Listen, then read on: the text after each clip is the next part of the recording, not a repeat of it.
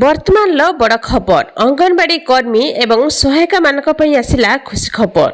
आपण माने समस्ते जानिसंती जे अंगनवाड़ी कर्मीर संघ एवं 12 दफा दाबी नै जिलापालक ऑफिस घेराव करथिले। सेमानक दाबीगुड़िक मध्यरे श्रमिक विरोधी केंद्र सरकारकर 4टी श्रम कोड को बातिल करिबा, अंगनवाड़ी कर्मी एवं सहायिका को मासिक सर्वनिम्न 26,000 टंका भत्ता प्रदान करिबा, अवसरकालीन सहायता तुरंत प्रदान करिबा, स्वास्थ्य संबंधित बैठक में भत्ता प्रदान करिबा एवं कर्मी उपरे कार्यानुष्ठान बातिल करिबा आदि अंतर्भुक्त। एही आंदोलन में शह शह कर्मी एवं सहायिका सामिल होइथिले। सेपटे अंगनवाड़ी गृह निर्माण में विलंब होथिबारु स्थानीय लोके असंतुष्ट अछंती। एहाकु नेई बीडीओ एवं सीडीपीओ को दाबी पत्र दिया जायछि। जदि 7 दिन मध्यरे कार्य आरंभ न हुए तेबे आंदोलन करने को चेतावनी दिया जायछि।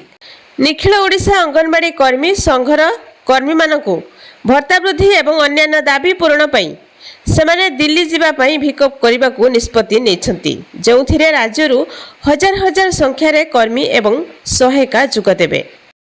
सेपटे सुपरभाइजर बदली दाबी रे कर्मी मान धारणा देथिले, जहा फल प्रशासन पक्षरु आगामी 5 दिन मध्यरे पदक्षेप नेबाकू प्रतिश्रुति मिलिबा परे धारणा प्रत्याहृत होइथिला।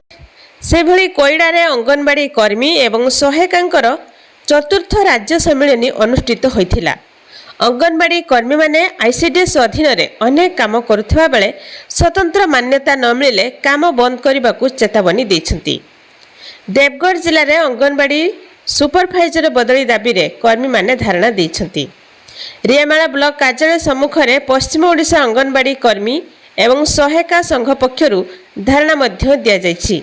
एही अंगनवाड़ी कर्मी संपर्कित विभिन्न समस्या को नहीं बहु जल्दी सेमानकर दाबी पूरण हेबाकू जाउछि। मुख्यमंत्री मोहन माझी एने बड़ घोषणा करछंती, जहाँकि अंगनवाड़ी कर्मी एवं सहायिका मानकर समस्त दाबी पूरण हेबो बोली कहा जाउछि। तो यह थिला अंगनवाड़ी कर्मी एवं सहायिका मानक पई गोटे छोट इनफॉरमेशन। बहु जल्दी अंगनवाड़ी कर्मी एवं सहायिका मानकर दरमा वृद्धि हेबो बोली कहा जाउछि। तेबे देखा